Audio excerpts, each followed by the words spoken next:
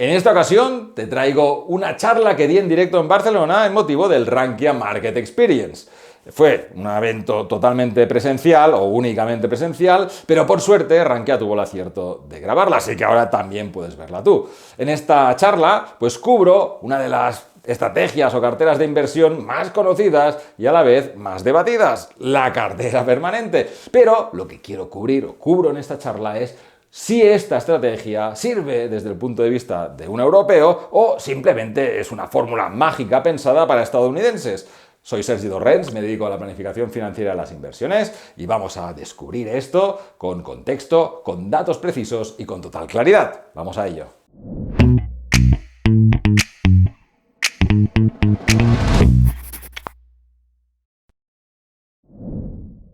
Bueno, hoy vamos a hablar de la cartera permanente y bueno, pues este es Harry Browne, que fue quien la diseñó hace ya bastantes años y tiene tres cosas importantes esta cartera. Una es simplicidad, la otra es una rentabilidad razonable y tercero es el riesgo, ¿no?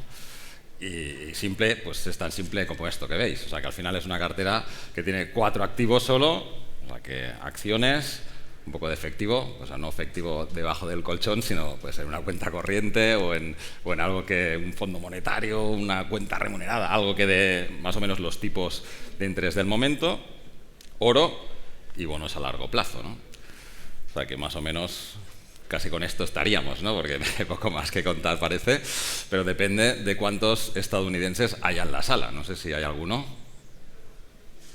Bueno, pues bien, porque puedo contar algo más. Porque esta cartera, y en general todas las carteras que veáis, porque hay muchas más, ¿no? La All Zeros de Ray Dalio, la 712, todas estas carteras famosas, el problema principal que tienen para alguien que no es estadounidense es que están hechas por estadounidenses para estadounidenses. Y eso tiene algunas implicaciones cuando te planteas utilizar este tipo de estrategias desde fuera de Estados Unidos. Entonces, vamos a ver esto y primero de todo, pues obviamente vamos a hablar de cómo funciona, ¿no? En cuanto a rentabilidad, si es razonable, si no, si es interesante. Pues bueno, en cuanto a rentabilidad no está mal. Pues aquí tenéis un dato histórico, ¿no? Pues fijaros, desde 2006 más o menos, finales de 2005 hasta hoy, pues bueno, la rentabilidad desde el 7,20, pues algo interesante. Y después, pues si le quitamos la inflación, pues fijaros que está en casi el 5%. O sea, esto es interesante, pero lo más interesante es lo de abajo, de que tienes una buena rentabilidad y los peores años, pues fijaros que son 2022, se me está cayendo esto creo, aquí, 2022, 6,7 de caída, 2013, pues 6,6 y 2017, 2,6. Estas son las peores caídas de este periodo. Y os recuerdo que aquí al principio, en 2008 hubo una crisis financiera enorme, que los mercados cayeron muchísimo y en cambio esta cartera pues aguantó. De hecho, no está entre los peores años de las caídas que ha tenido esta cartera, ¿no? Por tanto, en cuanto a rentabilidad, esta relación rentabilidad-riesgo, pues bueno, parece que es interesante, ¿no? El punto es ¿qué pasa con los otros índices? O sea, si vale, vamos a hacer la cartera, nos vamos a molestar a tener cuatro fondos, 4 ETFs, como queramos diseñarlos, nos vamos a molestar de ir rebalanceando, ¿no? Porque lo que no puedes es coger los 4 activos, ponerle el 25% y esperarte, digamos, sine die. Vas a tener que cada año un poco ajustar esa cartera para volver a esos 25% en cada porción. Entonces, bueno, ¿esa molestia merece la pena o no? Bueno, pues aquí tenéis la comparación. También es verdad que la comparación es odiosa con el S&P 500, ¿no? Porque lo veis que está aquí arriba.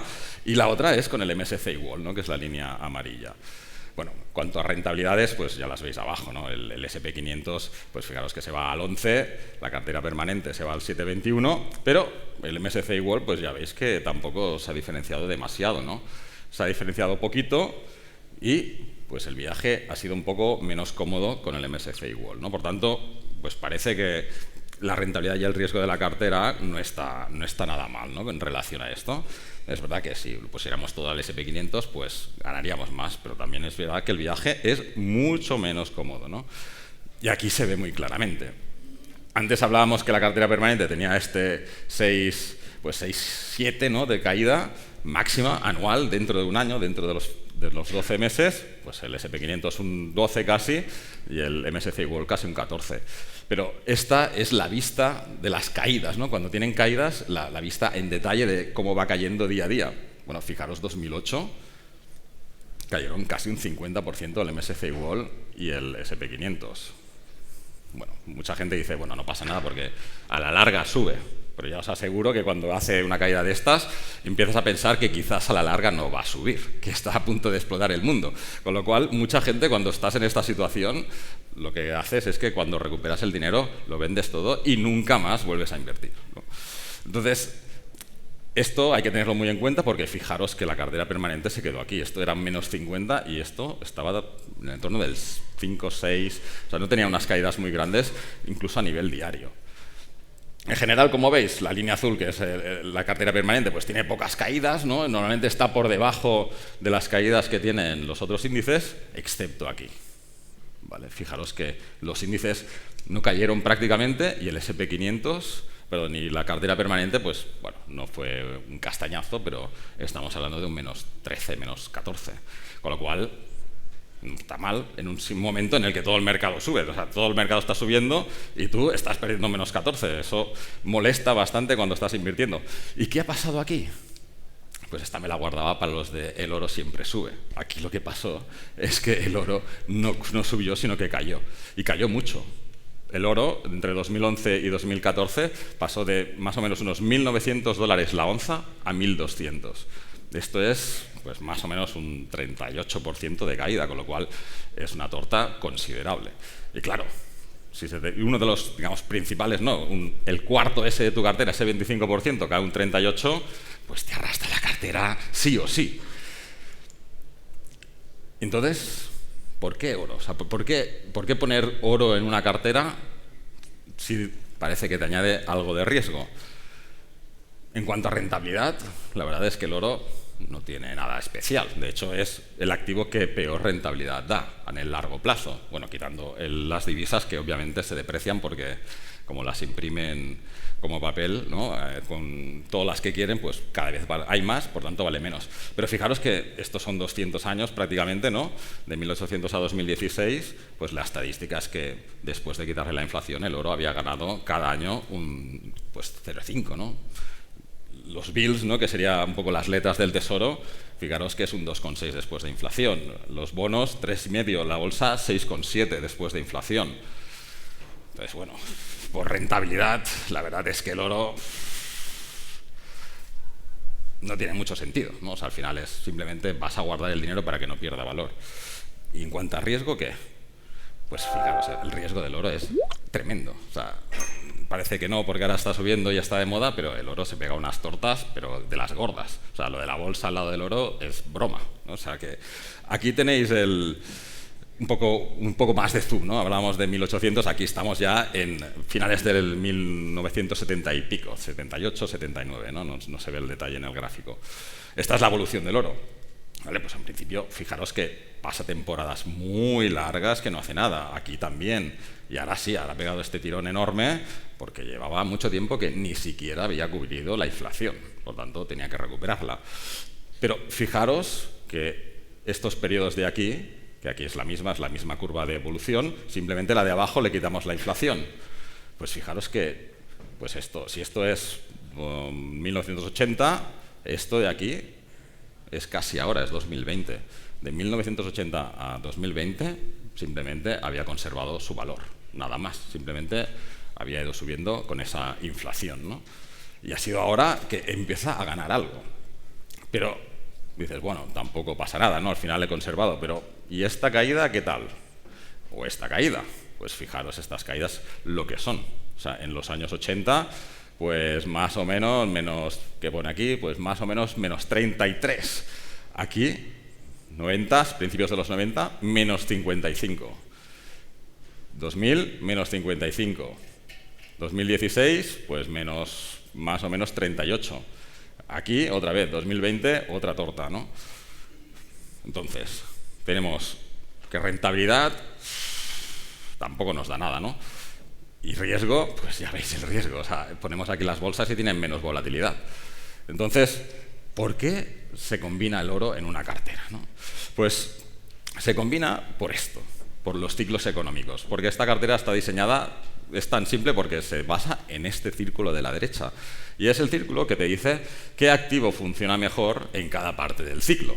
Entonces, Pues, por ejemplo, cuando es un ciclo expansivo que está la economía creciendo y todo está yendo bien, pues las acciones son lo que tiran, porque pues, se vende más, tienen más negocio, crecen y por tanto crecen en bolsa. Cuando la cosa se calienta, y esto lo hemos vivido hace muy poquito, que ya la economía está muy arriba, pues al final se calienta, inflación se dispara, y cuando la inflación se dispara, pues lo que son materias primas es lo que prima, ¿no? Y pues son los commodities que pone aquí, y el oro es una materia prima, por tanto encajaría ahí el oro. La cosa se dispara y como ha pasado ahora, pues los tipos a tope y ahora empiezan a bajar los tipos. Cuando empiezan a bajar, cuando estás arriba del todo, que tienes los tipos muy elevados, pues entonces, para cubrir esto, lo mejor es el efectivo, porque, bueno, lo habéis visto hace unos años, ¿no?, que había colas en las letras del Tesoro, porque, bueno, daban una buena rentabilidad con un riesgo muy bajo. Pues ese es el momento del efectivo y cuando ya estás un poco ya en la base y empieza a funcionar ya todo de nuevo, empiezas a arrancar, que los tipos ya están bajando, pues entonces los bonos es un buen momento para los bonos, ¿no? Pues fijaros que es lo mismo. O sea, tenemos las acciones, el oro, el efectivo y los bonos. Esa es la razón por la que está diseñada así. Que uno dice, también hay que ser tonto, porque si sabemos dónde estamos, pues ya sabemos lo que comprar cada vez y siempre nos irá bien. Pero el problema es que esto que es teoría, casi nadie sabe cuándo estás, en qué sitio, ¿no? Es una cosa tremenda. Entonces, lo que dijo él, pues oye, si cojo uno de cada, pues los combino y sé que en algún momento, esté donde esté de este ciclo, hay algo que tira del carro, ¿no? Entonces, por eso está el oro, porque en algún momento, cuando las cosas van muy mal, el oro está allí para hacer que la cartera pues, se mantenga en unos tipos razonables y no tenga unas grandes caídas, ¿no? Y esta es la base de la cartera, ¿no? O sea que principalmente es tener algo que siempre va bien en alguna parte del ciclo. Y así no me tengo que preocupar.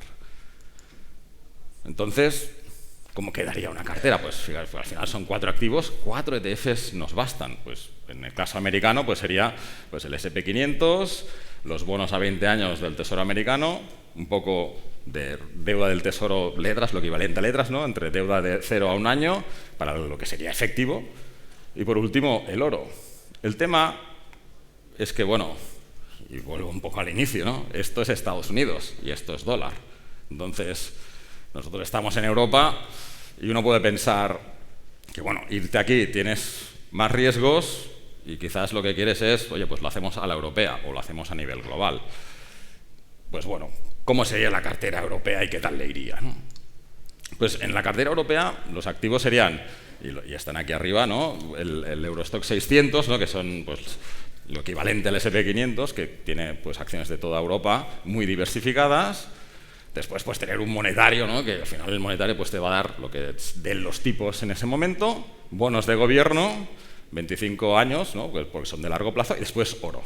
Aquí sí que es importante que el oro, si os fijáis, es oro hedge, o sea que tiene coletilla. Hedge es de cobertura, quiere decir que me da igual si el dólar sube o baja, no me va a afectar. Yo voy a tener esto y lo único que me va a afectar es el movimiento del oro, que si os fijáis es lo que pasa con el estadounidense. El estadounidense le da igual lo que haga el euro, ni lo que haga el dólar, porque está todo en dólares, no tiene esa afectación del euro-dólar, ¿no? Y esto es clave en estas carteras. ¿Qué tal le fue? Pues la verdad es que no muy bien, porque fijaros que la cartera permanente americana pues está notablemente por encima de la europea. Y a niveles de riesgo, pues ya veis, las caídas que tiene la europea pues es un poco más volátil y no tiene muy buenas rentabilidades, que digamos, ¿no? Después de todo este proceso es un 3,7 antes de inflación, o sea que si le quitamos la inflación, pues probablemente sea lo que veíamos del oro, pues casi 0,5, 0,75 o algo así, mientras que la parte de la cartera permanente de Estados Unidos pues rozaba el 6. Entonces, Europa yo no lo haría así, ¿no? ¿Y por qué no funciona tan bien Europa? Pues porque Europa no es una economía como única real, sino que al final hay países distintos con sus problemas y con su ciclo económico distinto, porque por ejemplo hoy pues podemos decir, aunque lo dicen con la boca pequeña, pero Alemania está en recesión y aquí en España estamos creciendo el 2 y pico, con lo cual estamos en dos partes del ciclo completamente distintas. Entonces esto quizás en las acciones no se refleja, pero en los bonos sí. ¿Por qué? Porque pues las primas de riesgo se disparan aquí, allí bajan, entonces al final el mejunje este de bonos no tiene esa sincronía que buscamos de decir, cuando las acciones van bien, los bonos aguantan o van mal, Y al revés, porque como hay esta mezcla, pues no es posible, no está jugando en nuestro favor esa diversificación. Y si piensas en hacer una cartera permanente del mundo, pues todavía el problema es peor. Si te compras bonos del mundo y MSCI World y un poco de oro, obviamente, tienes el mismo problema, porque cada país tiene sus ciclos, sus problemas, sus tipos de interés, con lo cual, realmente, la cartera permanente cuando la diseñas, tienes que diseñarla para algo muy concreto, para un país que funcione con una sola divisa y que sea homogéneo, ¿no? en cuanto a la economía. Entonces, bueno, pues yo la europea, francamente, la descartaría. Entonces, la otra opción es decir, vale, pues me quedo con la americana. Me quedo con la americana porque se concibió como la cartera desde un punto de vista americano. Entonces, podemos intentar hacer inventos o podemos hacer la cartera como se diseñó, que es para lo que está hecha, ¿no? O para cómo se pensó. Por tanto, pues podemos ir a la cartera americana y copiarla. ¿Cómo se copia? Pues si tienes ETFs o fondos que son en dólar, pues me los compro en euros, ¿vale? Y aquí en el euro, ojo, que no sé si todos lo sabréis, pero que te compres un ETF o un fondo que acabe en la palabra euro y tú lo compres en euros, no quiere decir que no tengas riesgo de divisa. Para que no tenga riesgo de divisa, además, tiene que llevar la coletilla esta que tenemos aquí, que pone hedge, ¿vale? Entonces, hedge quiere decir que me da igual lo que haga el oro. Perdón, me da igual lo que haga el dólar. Entonces, como me da igual lo que haga el dólar con respecto al euro, en realidad, con ese hedge estoy replicando exactamente la cartera permanente porque estoy eliminando de la ecuación ese riesgo adicional de la divisa. Bueno, pues ¿cómo va en este sentido? Bueno, pues la verdad es que no va mal. 6,45, la cartera europea era 4,23 para este periodo que está analizado, la cartera permanente de Estados Unidos, bueno, pues es un poco más, ¿no? Casi un punto más por año, pues son rentabilidades anuales y pues queda alejada del MSCI World. Pero, no sé si lo veréis los más del fondo, pero esto de aquí está en dólares, porque es Estados Unidos. Esto de aquí está en euros, porque además es euro y además está hedge, o sea, tenemos la protección. Sería lo equivalente simplemente en euros. Pero nosotros somos europeos y esta comparación no es correcta, porque estamos comparando una cosa que está en otra divisa. Si nosotros implementáramos la cartera permanente de Harry Browne en dólares directamente, o con ETFs o fondos que sean euro y no tengan hedge, ¿no? Que también lo podemos hacer, pues al final lo que pasaría es que cogeríamos los euros, se transforman en dólar, se invierten y cuando retiramos, coges los dólares y los reconviertes a euros. Por tanto, esta parte de aquí, estas rentabilidades no son correctas desde el punto de vista de un europeo, son correctas desde el punto de vista del americano que vive en dólares. Por tanto, tenemos que convertirlo. ¿Y cuál es el impacto de la divisa aquí? Pues le da completamente la vuelta a la tortilla. Fijaros que aquí abajo son las rentabilidades de antes, ¿no? Que pues en este caso la cartera permanente americana era 7,56. Cuando cojo esos dólares y los convierto a euros, resulta que su rentabilidad baja a 5,13. ¿Por qué? Porque la divisa, los movimientos de la divisa se me han comido pues prácticamente 2,5 puntos. Y el MSCI World, lo mismo, 9,41, lo paso a euros, 6, bueno, casi un 7. Por tanto, ya tenemos que la cartera permanente, digamos, americana, con cobertura de divisa, eliminando el riesgo de divisa, pues fijaros que se va por encima de la cartera de dólar y muy cerca del MSCI World. ¿Quiere decir esto que tenemos que implementarla con la cobertura de divisa? Pues la verdad es que depende.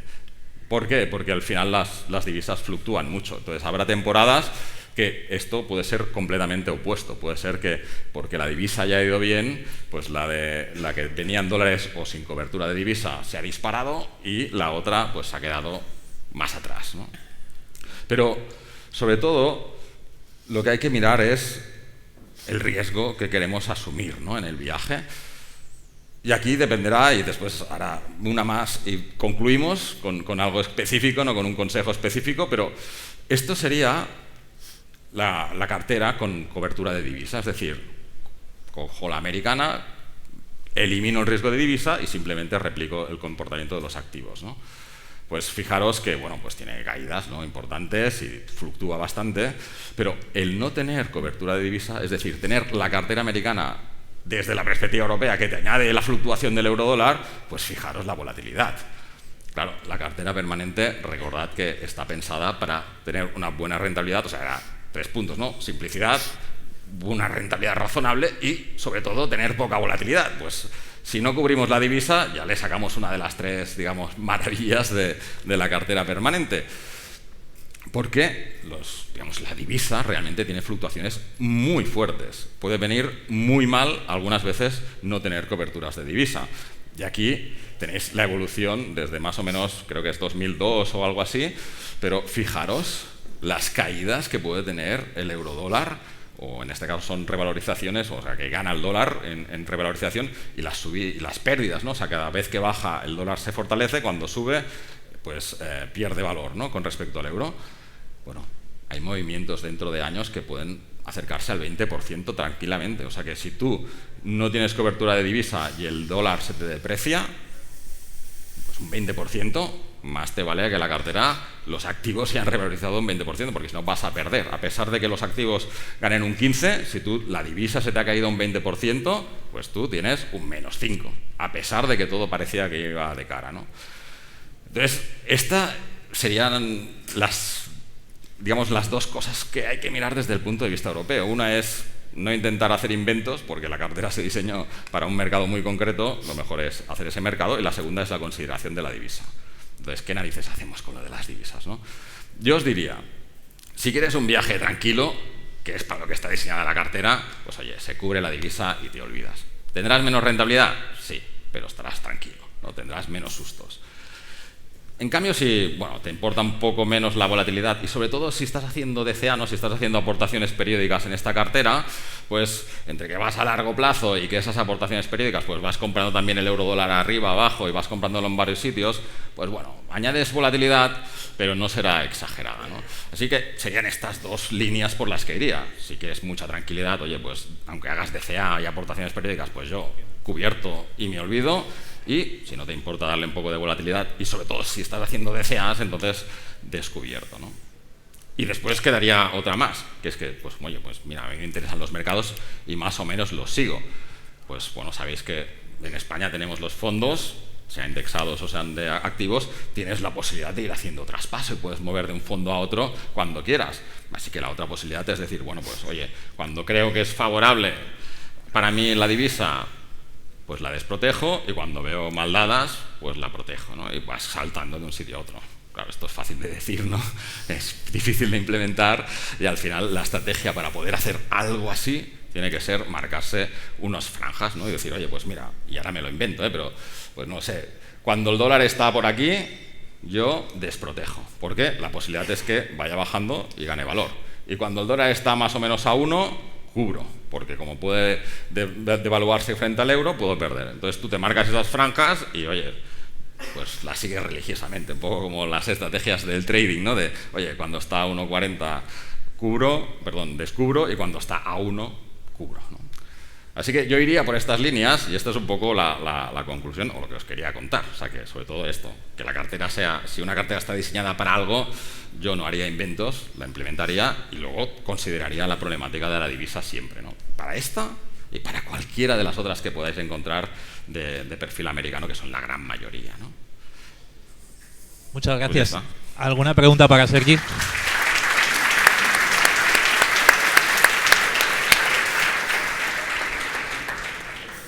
Espero que esta charla te haya gustado y además te haya sido de utilidad. Y aquí te quería proponer una cosa, y es que al final, una vez tienes definida una cartera, pues hay dos maneras de invertir. Una es coger tu dinero y ponerlo, y la otra es la que tenemos la mayoría pues, de los mortales, que es con el ahorro que vamos generando todos los meses, pues vamos haciendo aportaciones periódicas a esa cartera. Entonces, te propongo que veas esta charla de aquí, en la que cubro en detalle ¿qué problemas puede tener hacer esta aportación periódica? ¿Qué debemos evitar cuando hacemos el famoso DCA? Recuerda, like, comentario, suscripción, activa las notificaciones. Hasta el próximo vídeo.